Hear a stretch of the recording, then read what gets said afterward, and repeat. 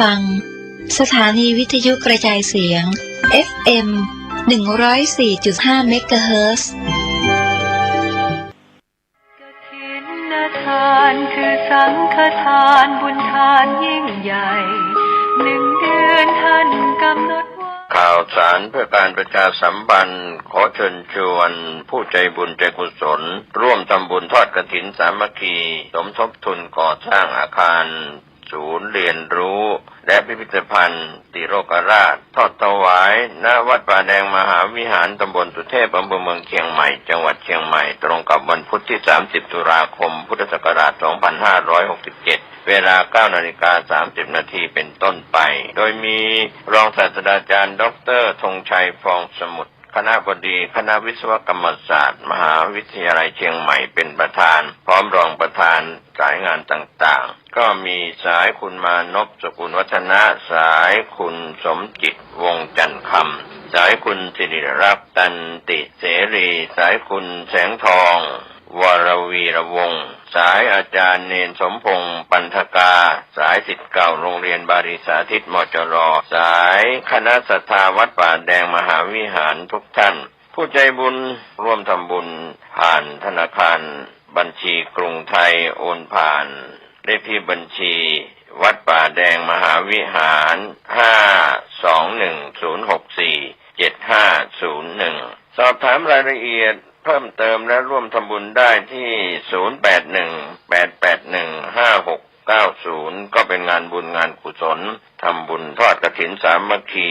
กับพระสงฆ์ที่จำพรรษาท่วนไตรมาสของวัดป่าแดงมหาวิหารวันที่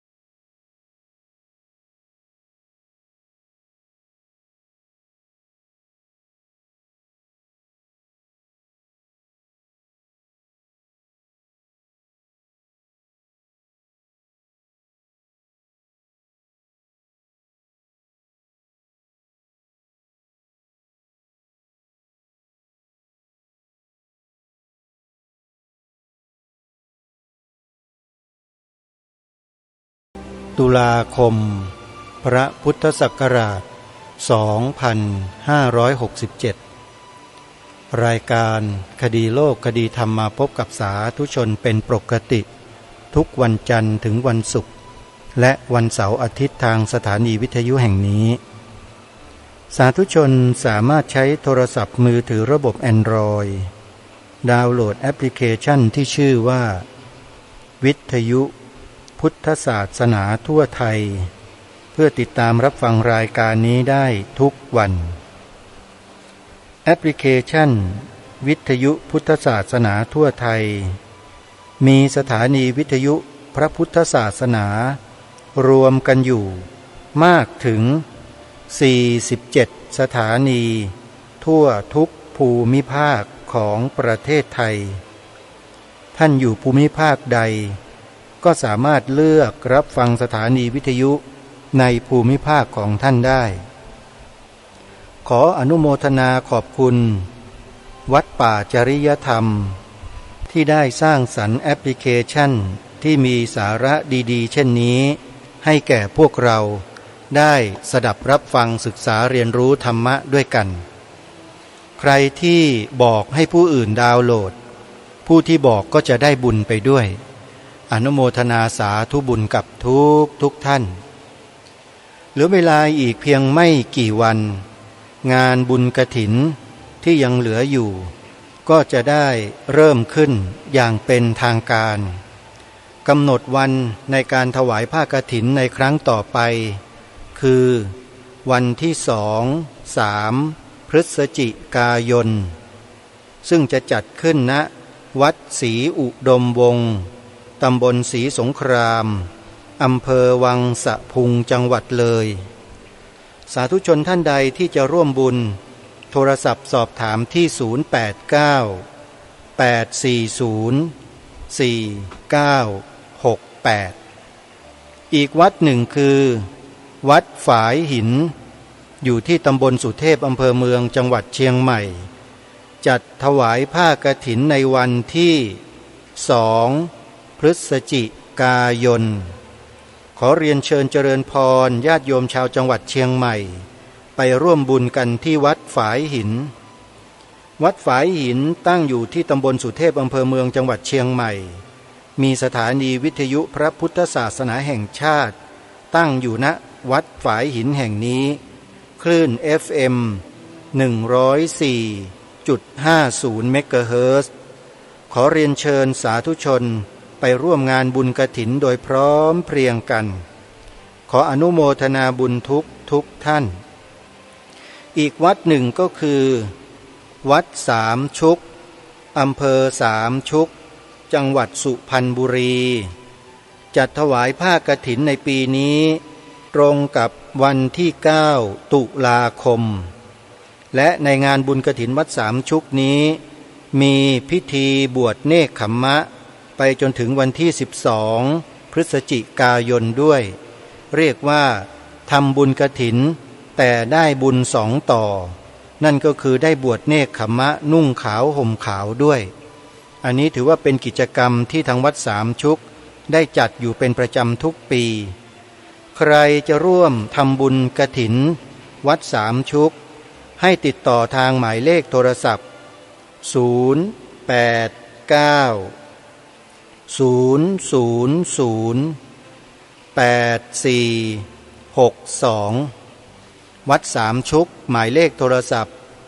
089-000-8462เมื่อสักครู่นี้วัดฝายหินญาติโยมที่ต้องการจะโทรศัพท์เข้าไปร่วมบุญกฐินวัดฝายหินในวันที่2 พฤศจิกายนนะโยมนะวัดฝายหินหมายเลขโทรศัพท์087-915-2924ก็สามารถโทรศัพท์เข้าไปร่วมบุญกันได้สำหรับสวนป่าสามัคคีธรรมอยู่ที่บ้านสามัคคีหมู่5ตำบลบ้านผืออำเภอจอมพระจังหวัดสุรินทร์อาตมาภาพเป็นผู้ดำเนินการปลูกป่ามาครบ5 ปีแล้วก็จะจัดงานเป็นครั้งแรกใช้ชื่องานว่าเปิดป่าฟังธรรมสาธุชนที่จะมีส่วนร่วมสนับสนุนการจัดกิจกรรมในครั้งนี้เพื่อให้อาตมาภาพสามารถดำเนินการได้อย่างคล่องตัวสามารถบริจาคเป็นทุนในการจัดงานหรือดำเนินการได้นะโยมนะใครที่จะสนับสนุนการจัดงานเป็นเจ้าภาพโรงทานบริจาคน้ำดื่มหรือเป็นเจ้าภาพในส่วนอื่นๆที่มีความจำเป็นก็สามารถร่วมบุญกันได้ในเบื้องต้นนี้ก็ได้รับความสนับสนุนอุดหนุนทำบุญเข้ามาโดยคุณโยม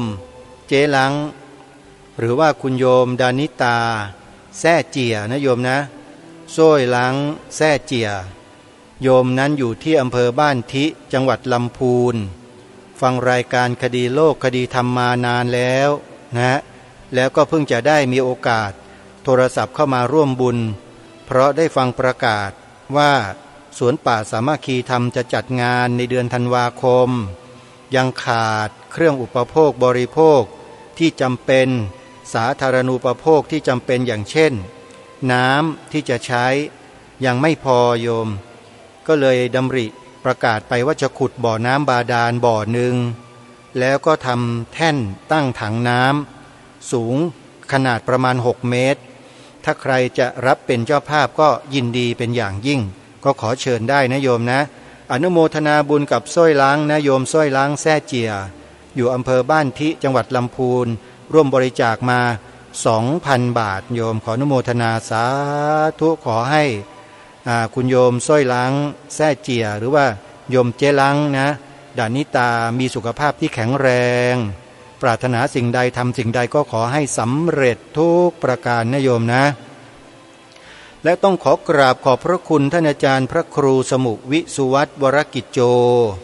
ที่ได้ประสานงานบอกบุญญาติโยมชาววัดฝายหินลูกศิษย์ลูกหาให้ร่วมกันเป็นเจ้าภาพบริจาคเครื่องกำเนิดไฟฟ้าขนาด7 กิโลวัตต์ถวายสวนป่าสามัคคีธรรม1 เครื่องโยมเป็นเครื่องเบนซิน4 จังหวะก็ขอกราบขอบพระคุณท่านอาจารย์พระครูสมุวิสุวัตวรกิจโจเจ้าอาวาสวัดฝายหินตำบลสุเทพอำเภอเมืองจังหวัดเชียงใหม่ไว้ณโอกาสนี้ด้วยนะครับที่บอกบุญญาติโยมช่วยให้สวนป่าสามัคคีธรรมนั้นได้รับความสะดวกในเรื่องของกระแสไฟฟ้าก็จะได้นำอุปกรณ์และเครื่องดังกล่าวนี้ไปติดตั้งแล้วก็เดินระบบไฟใช้งานกันในวันดังกล่าวงานของเปิดป่าฟังธรรมที่สวนป่าสามัคคีธรรมนั้นจะจัดในวันที่14 ธันวาคมมีการแสดงธรรมกันไปตลอดทั้งคืนจนถึงรุ่งเช้าของวันที่15 ธันวาคมโยมใครจะไปร่วมฟังธรรมตลอดทั้งคืนก็สามารถร่วมรับฟังกันได้แล้วก็งานนี้อาจจะมีการถ่ายทอดสดทาง Facebook ทางสถานีวิทยุช่องใดนั้นเดี๋ยวค่อยแจ้งให้กับสาธุชนได้ทราบในโอกาสต่อไปขออนุโมทนาบุญกับญาติโยมที่จะสนับสนุนกิจกรรมครั้งนี้สามารถโอนปัจจัยเข้ามาร่วมบุญได้ที่ธนาคารไทยพาณิชย์สาขาบางลำพูเลขบัญชี114-214-9897ธนาคารไทยพาณิชย์สาขาบางลำพูเลขบัญชี114-214-9897โทรศัพท์0946626935อนุโมทนาสาธุสาธุชนทุกท่านวันนี้รายการเตรียมเนื้อหาในหนังสือพุทธศาสนสุวรรณภูมิปกรณ์ต่อเนื่องจากครั้งที่ผ่านมาอ่านให้สาธุชนได้สดับรับฟังกันต่อซึ่งเป็นเรื่องราวในอดีตเมื่อประมาณหลายล้านปีมาแล้วซึ่งเป็นการสำรวจตรวจทราบของนักวิชาการด้านธรณีวิทยาที่เขาสำรวจฟอสซิลสำรวจคาร์บอนของก้อนหินในยุคดึกดำบรรพ์ว่ามีอายุเท่าไหร่เราก็ทราบจากนักวิชาการเหล่านี้นี่แหละท่านเจ้าคุณพระราชกวีอ่ำธรรมทัตโตท่านก็ได้นำข้อความทางวิชาการเหล่านี้แหละมาถ่ายทอดให้แก่พวกเราได้ศึกษาเรียนรู้ไปด้วยกันเพื่อเป็นการนำทางกรุยทางไปสู่เนื้อหาสาระสำคัญที่เราจะได้สดับรับฟังกันในโอกาสต่อไปท่านสาธุชนทุกท่านยังไงก็อย่าเพิ่งเบื่อนะโยมนะถือว่าเป็นความรู้ที่เราไม่เคยรู้แล้วก็ไม่เคยศึกษาเล่าเรียนในตำรับตำรามาก่อนในโรงเรียนที่เราเคยเรียนเคยจบมาเนี่ยมันจะไม่มีลักษณะเช่นนี้คือเป็นเรื่องของอายุของวัสดุที่เป็นหินในแต่ละยุคเราก็มาทราบด้วยบทความในหนังสือพุทธศาสนสุวรรณภูมิปกรณ์นี้เองเพื่อนำร่องไปสู่การที่เราจะได้ศึกษาประวัติศาสตร์ของชนเผ่าไทยของเราในอดีตเมื่อ 6,000 ปีหมื่นปีหรือกี่หมื่นปีก็แล้วแต่เดี๋ยวท่านเจ้าคุณก็จะได้บอกกับพวกเราในหนังสือเล่มนี้กันต่อไปขอให้เราอดทนฟังและศึกษาตั้งใจศึกษาเรียนรู้ในเบื้องต้นนี้กันไว้ก่อนนะโยมนะก่อนที่จะเข้าสู่เนื้อหาสาระของรายการในวันนี้เนี่ยก็ต้องขอบอกกับท่านสาธุชนอีกครั้งหนึ่งว่า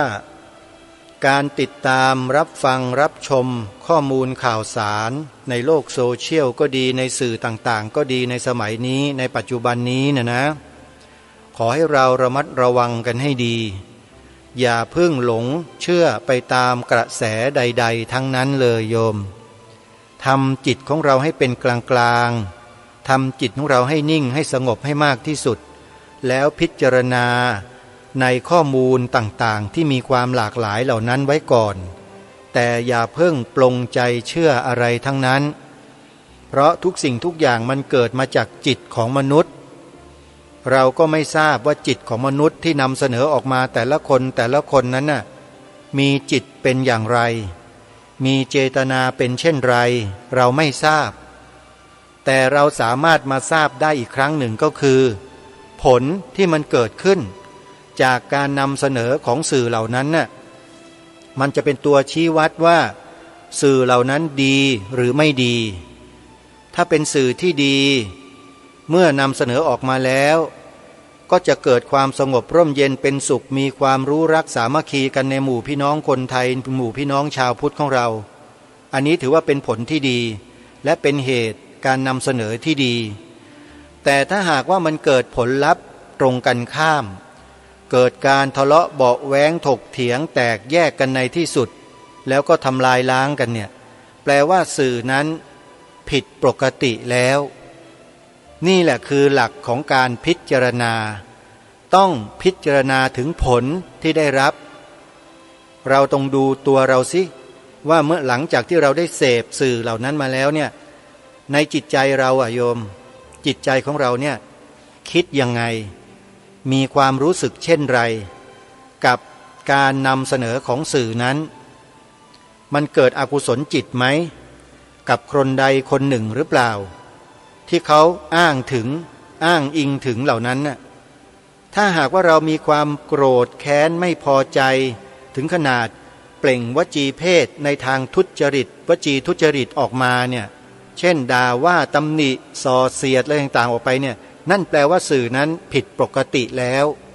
ตัวเราเองก็ติดเชื้อในกระแสจิตจากสื่อเหล่านั้นด้วยคืออกุศลมันเกิดนี่คือสิ่งที่แนะนำให้พวกเราสำรวจจิตใจเราเองซึ่งเป็นผลจากการที่เราฟังจากการที่เราดูถ้ามีความเกลียดไม่ว่าใครทั้งนั้นนะถือว่าใช้ไม่ได้สื่อนี้แย่มากนะสื่อนี้แย่มากเลยใช้ไม่ได้แล้วเราควรจะเสพต่อไปไหมเสพแล้วจิตใจเราตกต่ำโยมนี่ขอเตือนสติกันไว้นะเพราะมีความหวังดีเพราะจิตใจที่ตกต่ำจิตใจที่เป็นอกุศลเนี่ยมีแต่จะทำลายชีวิตของตัวเราเองมันทำลายคนอื่นไม่ได้โยมคนอื่นเขาไม่ได้เกี่ยวข้องอะไรเลยแต่จิตเราต่างหากที่ถูกใส่ข้อมูลในทางที่ไม่ดีเข้ามาเรื่อยโดยที่เราเนี่ยไม่รู้ตัวเลยพอมารู้สึกตัวอีกทีคือด่าออกไปแล้วด่าพระด่าคนโน้นด่าคนนี้ว่าคนนั้นตำหนิคนโน้นคนนี้นี่เขาเรียกอกุศลจิตมันเกิดนี่แหละคือตัวชี้วัดนะชี้วัดว่าสื่อลักษณะดังกล่าวนั้นเป็นสื่อที่ดีหรือไม่ดีนี่แหละคือตัวชี้วัดให้ท่านสาธุชนเลือกตัดสินใจกันเองว่าจะเสพต่อไปไหมจะยังไงก็แล้วแต่ทางรายการมีหน้าที่มาแนะนำวิธีการเท่านั้นว่าให้เลือกเสพบริโภคสื่อยังไงโดยดูที่ผลของการเสพพอเราเสพไปแล้วเสพมากๆแล้วในจิตใจเราเนี่ยมันเร่าร้อนมันเกิดความโทสะไม่พอใจกับบุคคลที่สื่อนั้นชี้นำไปหรือเปล่าถ้าเกิดโทสะเกิดความไม่พอใจขึ้นระวังจะทำบาปโดยไม่รู้ตัวโยมด่าพระอย่างเงี้ยว่าพระตำหนิพระต่างๆนานานี่เขาเรียกบาปในใจเกิดแล้วเพราะฉะนั้นระวังนะการเสพสื่อทุกวันนี้โยมต้องระวังให้ดีดูให้ดีพิจารณาให้ดีอย่าให้ตัวเองเป็นบาปจึงขอฝากไว้ว่าถ้าจะให้ดีนะโยมโทรศัพท์มือถือของเรามีใช่ไหมเราก็ดาวน์โหลดแอปพลิเคชันที่ชื่อว่าวิทยุพุทธศาสนาทั่วไทยเนี่ยมาไว้ในโทรศัพท์แล้วเปิดฟังมันตลอด24ชั่วโมงจิตใจสบายเลย นะมีรายการธรรมะสาระที่ดีๆให้เราเลือกรับฟังเนี่ยเยอะแยะมากมายไปหมดเลยนะไม่ต้องมาฟังรายการคดีโลกคดีธรรมอย่างเดียวก็ได้โยมแต่ไม่ต้องกลัวนะรายการเนี้ยไม่ได้เสี่ยมไม่ได้ส่อเสียดไม่ได้ยุแยงตะแคงรั่วให้ญาติโยมไปทะเลาะเบาะแว้งกันหรอกไม่ใช่ไม่มีแต่ให้ปัญญาให้ข้อคิดพิจารณาแล้วตัดสินใจกันไม่เคยไปชี้นำว่าให้ไปชี้หน้าด่าคนนั้นไปว่าคนนี้ไอ้นู่นไม่ดีไอ้นั่นเลวไม่มีโยมเทียบเคียงให้เห็นแล้วพิจารณาตัดสินกันเองอาตมาไม่เคยไปชี้ด่าชี้ว่าใครนะเพียงแต่ยกเรื่องราวเหตุการณ์ที่เกิดขึ้นจริงๆมานำเสนอเสร็จแล้วก็ถามท่านผู้ฟังว่าอย่างเนี้ยญาติโยมสาธุชนคิดว่ายังไงเราควรจะทำการศึกษาให้มันละเอียดกว่านี้ลึกกว่านี้ไหมใครต้องการจะรู้มั่งว่ามันจะมีอะไรที่เป็นไปมากกว่านี้แล้วมันมีสาเหตุที่ชัดเจนกว่านี้ทางรายการก็แนะนำให้ไปดูในช่อง YouTube ไงไม่พูดเองเห็นไหมฮะรายการนี้จะไม่พูดเองแต่จะให้ไปดูบุคคลที่เขามีข้อมูลเชิงลึกแล้วเขานำเสนออยู่ในช่อง YouTube อย่างที่เคยแนะนำไป2 ช่องนะ2 ช่องจำได้ไหมฮะช่องที่1ให้พิมพ์ชื่อนี้ลงไปใน YouTube เลยนะสมาคมปกป้องพระพุทธศาสนาพิมพ์เข้าไปที่ชื่อนี้เลยโยมแล้วไปฟังดูตั้งใจฟังให้ดีแต่อย่าเพิ่งเชื่อนะรายการนี้ไม่เคยสอนให้เชื่ออะไรง่ายๆไปฟังไปดูแล้วพิจารณาตัดสินดูว่าจะเดินกันไปยังไงพวกเรานะฮะเพราะว่าการนำเสนอของสื่อนี้เนี่ยถือว่ามีหลักการแล้วมีเหตุผลทางรายการจึงแนะนำให้ไปฟังกันชื่อคลิปชื่อช่องคลิปใน YouTube นะโยมชื่อช่องนะสมาคมปกป้องพระพุทธศาสนาและถ้าฟังแล้วมีเหตุมีผลน่าสนใจดีก็แนะนำคนอื่นให้เขาฟังด้วยก็ได้ก็จะเป็นประโยชน์ต่อส่วนรวมของประเทศชาติบ้านเมืองของเราสืบต่อไปด้วยงานพวกนี้ไม่ใช่งานเห็นแก่ตัวแล้วก็ไม่ใช่งานทำเพื่อส่วนตัวนะโยมทำกันเพื่อประโยชน์ส่วนรวมกันทั้งนั้นเลยนะเพราะฉะนั้นสาธุชนทุกท่านช่องต่างๆที่ทางรายการแนะนำให้ไปดูไปชมกันเนี่ยทางรายการได้พิจารณาแล้วพิจารณาอีกศึกษาแล้วศึกษาอีก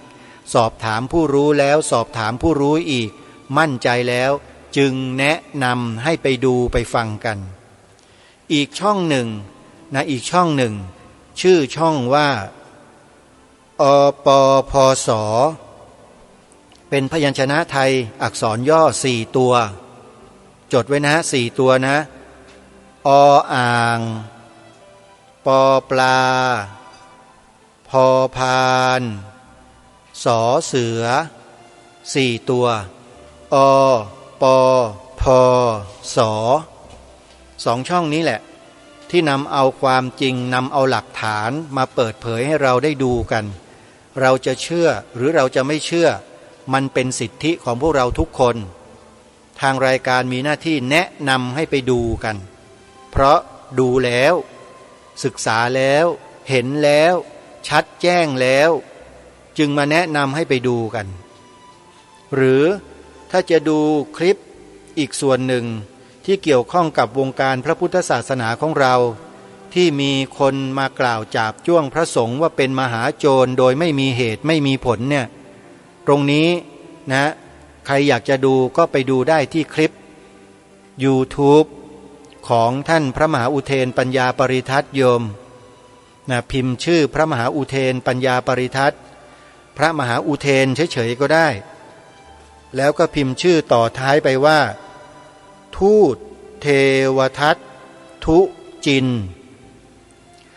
ทูตเทวทัตทุจินฟังพระมหาอุเทนรูปเดียวคลิปเดียวจะรู้จักคนพวกนี้ไปหมดทั้งกระบวนการเลยเพราะมันมาในแนวเดียวกันหมดคือ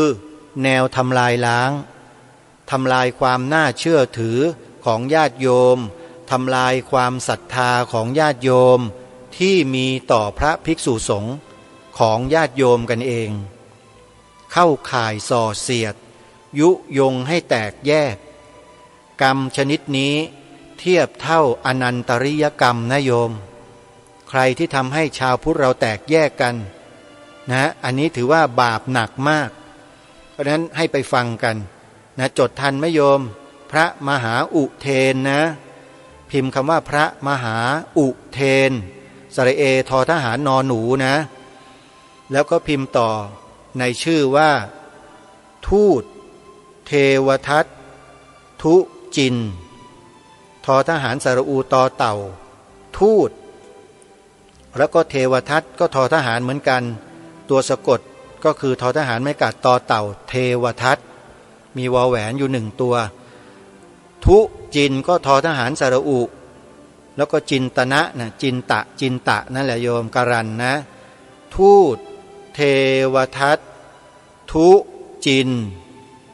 มีทั้งหมด6คลิปที่เป็นเนื้อหาเดียวกันเลยเรื่องเดียวกันพระมหาอุเทนพูดไว้6คลิปเมื่อปี2551ถ้าจำไม่ผิดนะประมาณนั้นปี2550กว่าก็พูดมานานแล้วแต่ยังมีประโยชน์ตลอดกาลฟังเมื่อไหร่เราก็ได้ความรู้เมื่อนั้นสาธุชนทั้งหลายไปติดตามรับฟังกันนะสำหรับรายการคดีโลกคดีธรรมในวันนี้ก็ขอนำเสนอเนื้อหาสาระต่อจากคราวที่แล้วซึ่งในเบื้องต้นเนี่ยหนังสือพุทธศาสนสุวรรณภูมิปกรณ์ท่านเจ้าคุณได้นำบทความนำหลักฐานทางวิทยาศาสตร์มานำเสนอในตอนต้นเพื่อให้เราเนี่ยศึกษาข้อเท็จจริงที่นักธรณีวิทยานักประวัติศาสตร์ต่างๆเขาได้ทำการสำรวจวัสดุโบราณที่เป็นขวานหินที่เป็นหอกหินที่เป็นอะไรที่เป็นหินเนี่ยนะว่ามีอายุเก่าแก่นานเท่าไหร่ให้เราได้เรียนรู้กันก่อนเพื่ออะไรเพื่อยืนยันว่าบนผืนแผ่นดินของเราเนี่ยประเทศไทยเราเนี่ยนะตั้งแต่เหนือจรดใต้ออกตะวันตกเนี่ยเคยมีมนุษย์อาศัยอยู่แล้วเมื่อหลายล้านปีหลายแสนปีมาแล้วโยมเราต้องยอมรับตามหลักฐานที่นักวิทยาศาสตร์ยืนยันไม่ยอมรับได้ยังไงล่ะ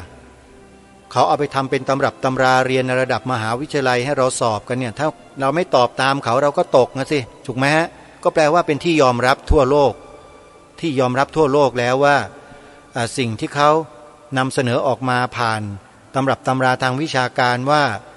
สิ่งเหล่านี้ตรงนี้คือไอ้นี่มีอายุเท่านี้เหมือนกับรอยเท้าอะรอยเท้าแต่ว่าในหนังสือท่านเจ้าคุณเขาเขียนว่ารอยตีนมันไม่ใช่ภาษาหยาบคายอะไรหรอกโยมเราก็มีตีนกันทุกคนใช่ไหมฮะแต่เราไม่ได้ไปทำอะไรใครเท่านั้นมันก็ไม่หยาบหรอกเป็นเพียงแค่เสนอบทความในทางวิชาการเท่านั้นเองเนี่ยเหมือนอย่างเจ้าคุณท่านเขียนเอาไว้บอกเงี้ยเป็นภาพรอยตีนเนี่ยนะ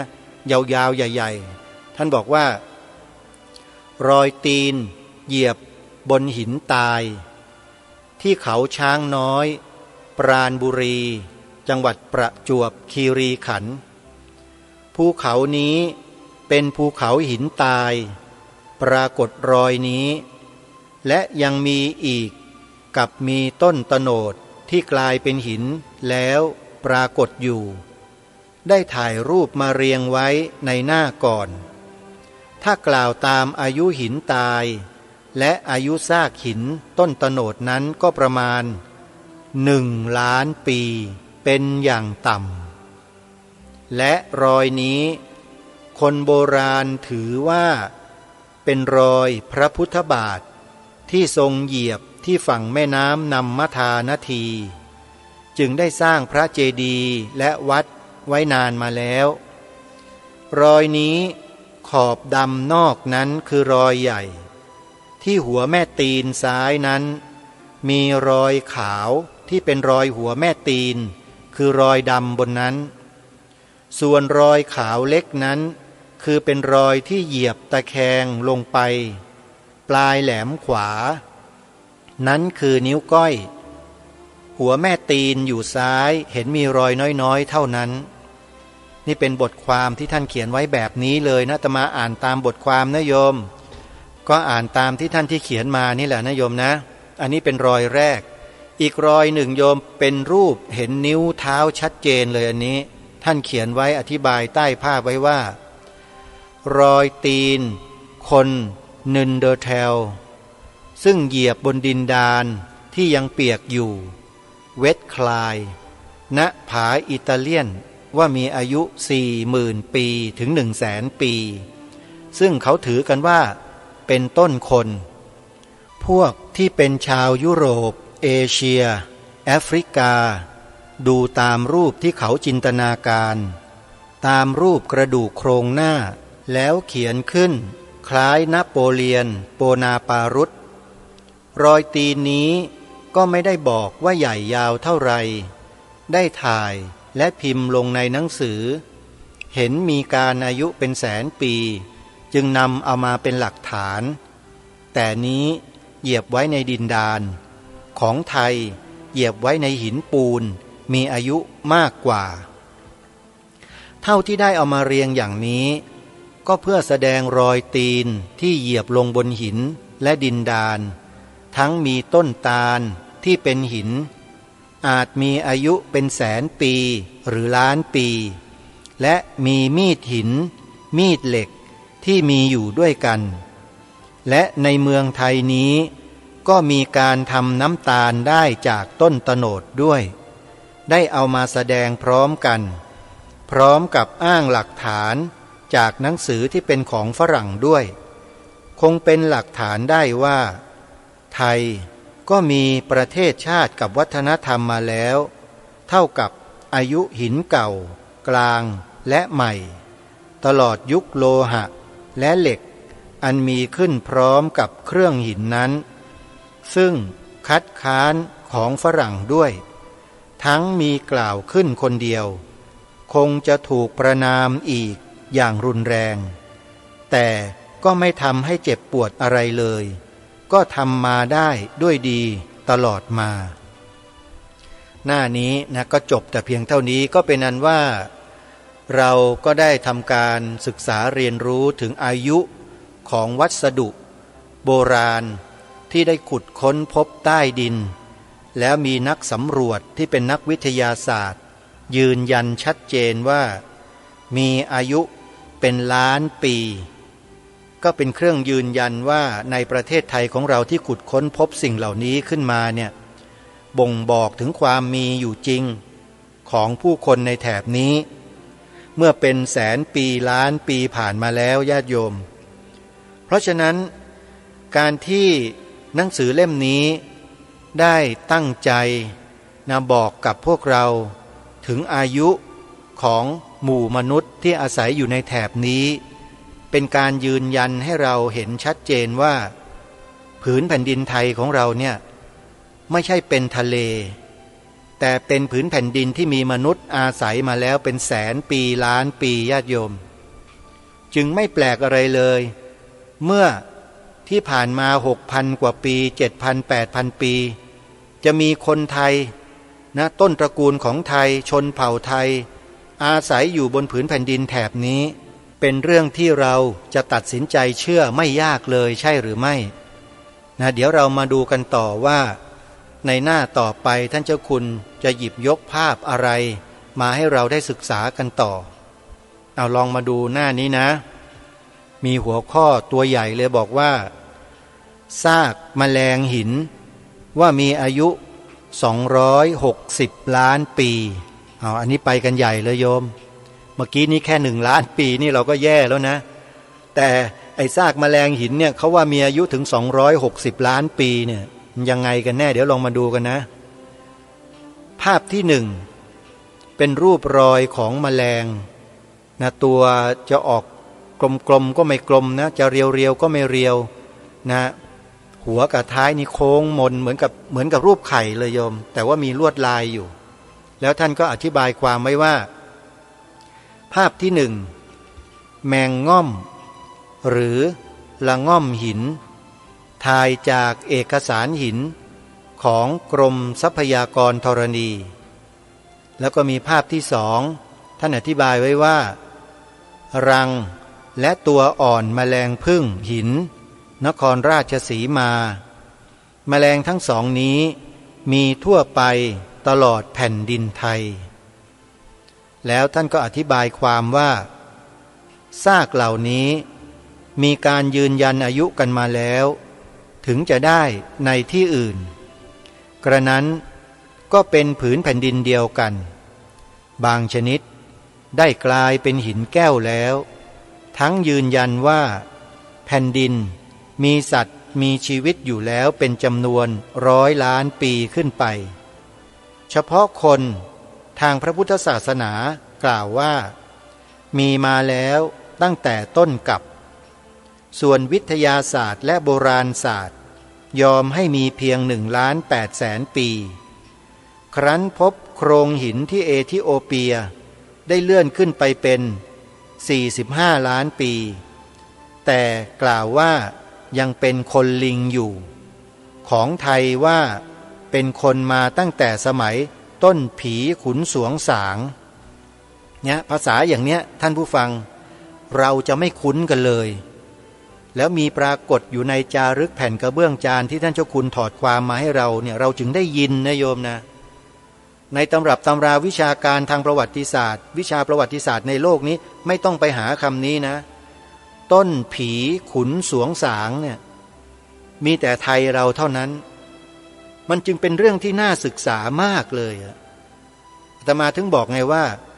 พวกเราเนี่ยเราไปศึกษาไปติดตำราที่ฝรั่งเขียนให้เราเรียนกันเสียทั้งหมดเลยทั้งโลกเลยนะไม่ใช่ทั้งประเทศนะทั้งโลกเลยแล้วจะมีคนที่หลุดจากโลกมาก็เหลืออยู่เพียงไม่กี่คนเท่านั้นแหละก็คือไอ้พวกเราเนี่ยขออภัยนะที่ใช้คำนี้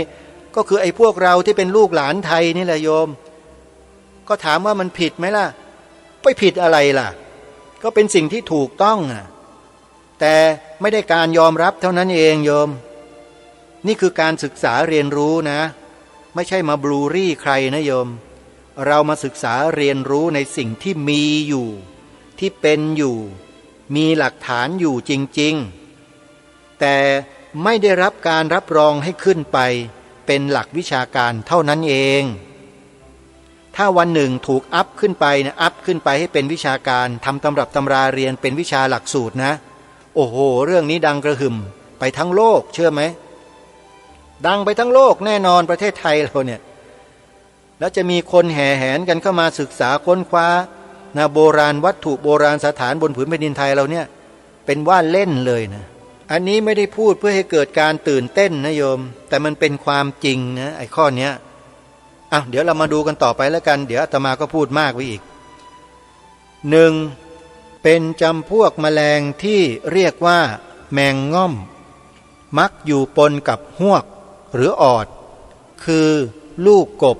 เขียดอึ่งซึ่งเพิ่งเป็นตัวมีหางยาวตัวที่ถ่ายรูปมานี้กรมทรัพยากรธรณีว่าพบในชั้นหินดินดานที่วังสะพุง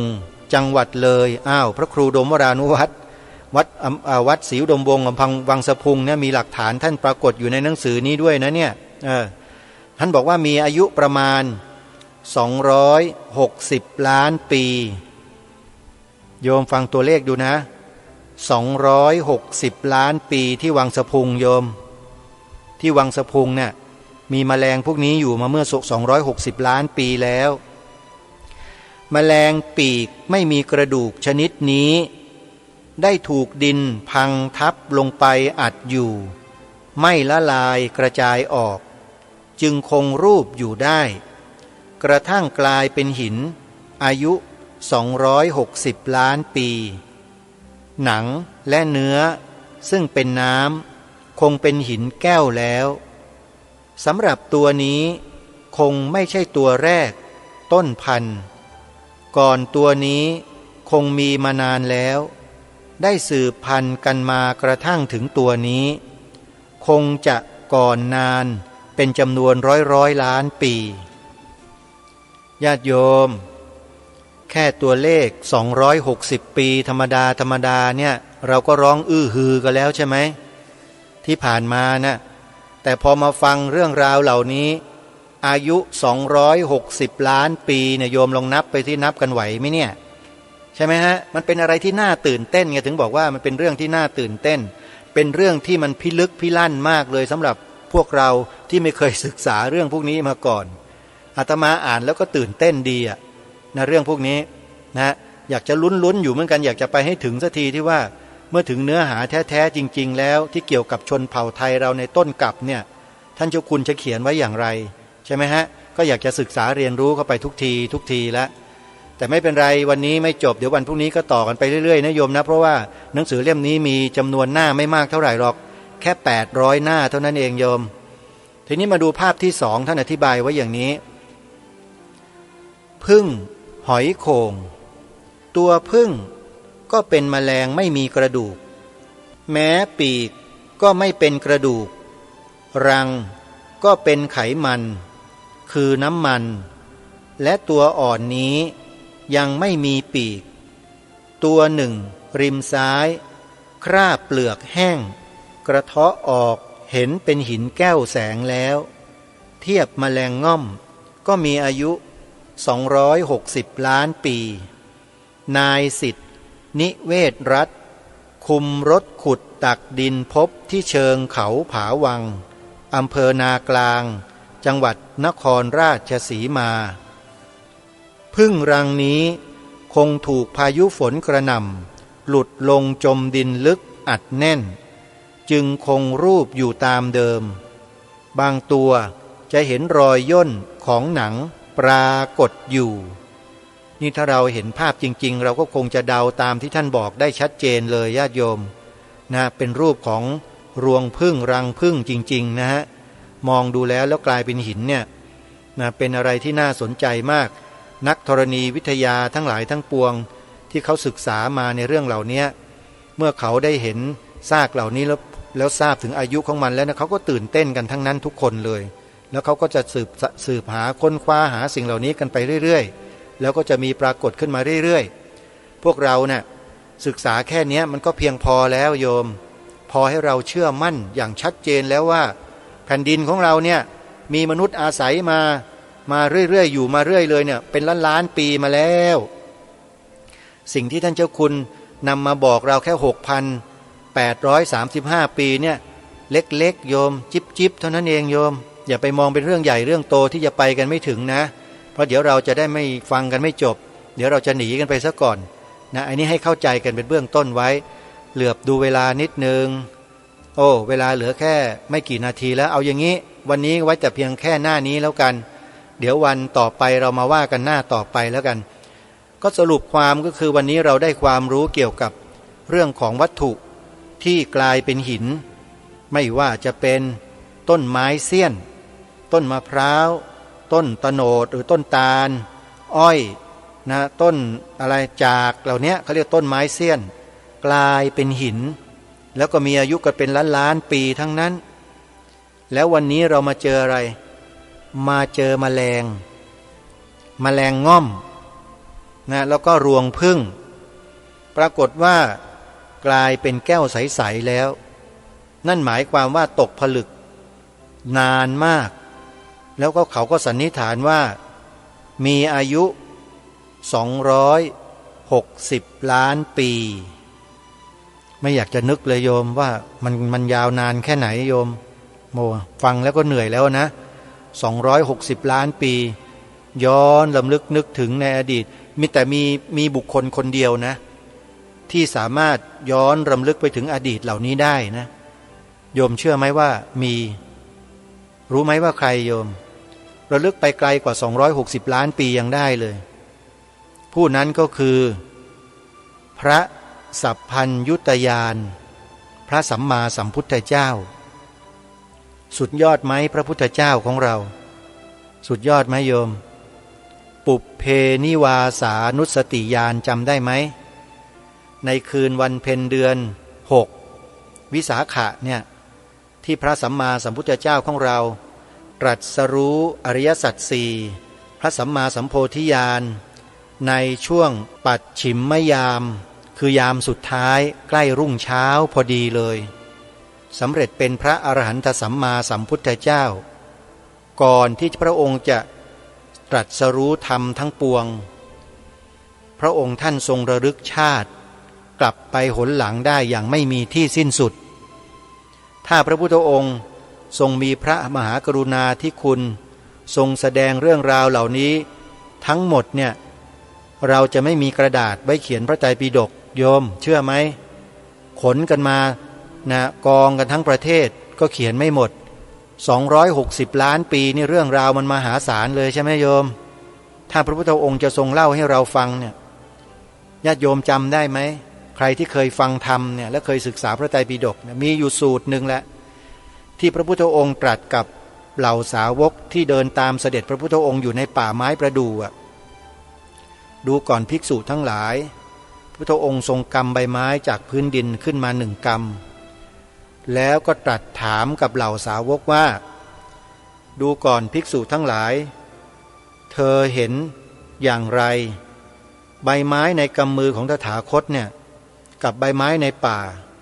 อย่างไหนมีมากกว่ากันพระสงฆ์ในนั้นตอบเหมือนกันหมดทุกองค์เลยมากัน100,000 องค์ก็ตอบเหมือนกันหมดใบไม้ในป่าพระพุทธเจ้าข้าฉันใดก็ฉันนั้นภิกษุทั้งหลายธรรมและวินัยที่พระตถาคตตรัสสอนพวกเธอน่ะอุปมาเหมือนกับใบไม้ในกำมือนี้เท่านั้นแหละแต่สิ่งที่พระตถาคตรู้มีมากเหมือนกับใบไม้ที่อยู่ในป่าทั้งหมดนี่คือเครื่องยืนยันว่าพระสัมมาสัมพุทธเจ้าเราเนี่ย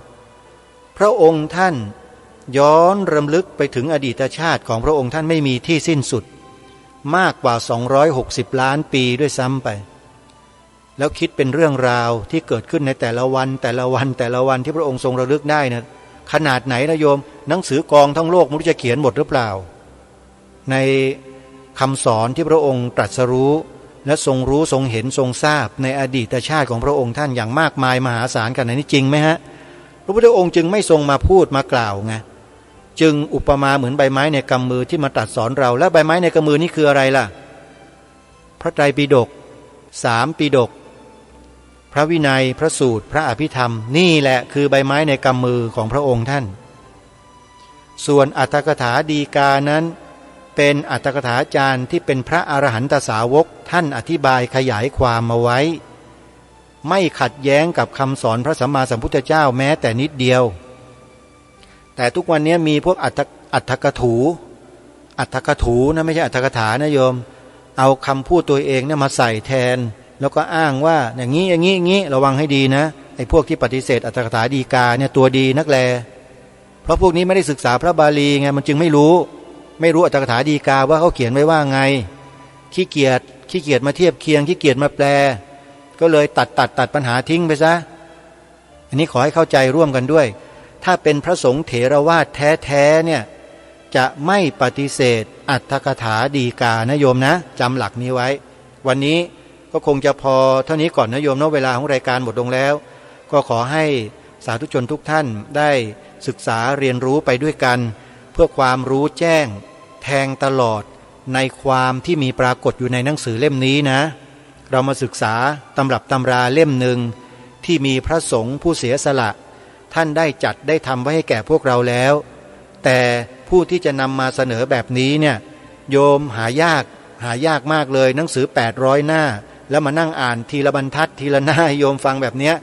ไม่รู้เหมือนกันว่าอาตมาจะอ่านให้โยมจบเนี่ยปีไหนพศไหนก็ไม่ทราบเหมือนกันหรืออาจจะไม่จบก็ได้นะเพราะว่ามีเนื้อหาสาระอื่นๆจะมาสอดแทรกจะมาอะไรก่อนไม่ใช่หมายถึงอะไรหรอกนะฮะแต่ก็พยายามจะอ่านไปเรื่อยๆนะโยมนะอาตมาอ่านไปก็บันทึกไว้ในปฏิทินเอาไว้นะวันนี้จบเท่านี้หน้านี้อะไรนี้ก็ติ๊กเอาไว้แล้วพอจะมาอ่านต่อก็ดูที่ปฏิทินก็จะเห็นว่าอยู่ตรงไหนก็จะมาเริ่มต่อให้กับญาติโยมเอาละวันนี้เวลาของรายการหมดท่านผู้ฟังต้องขอสมมุติยุติรายการไว้แต่เพียงเท่านี้ก่อนพบกับรายการได้ใหม่ในวันต่อไปขอความสุขความสวัสดีในธรรมแห่งองค์สมเด็จพระบรมศาสดาสัมมาสัมพุทธเจ้าจงปรากฏเกิดขึ้นในจิตใจของท่านผู้ฟังทุกท่านทุกคนเทอญขอ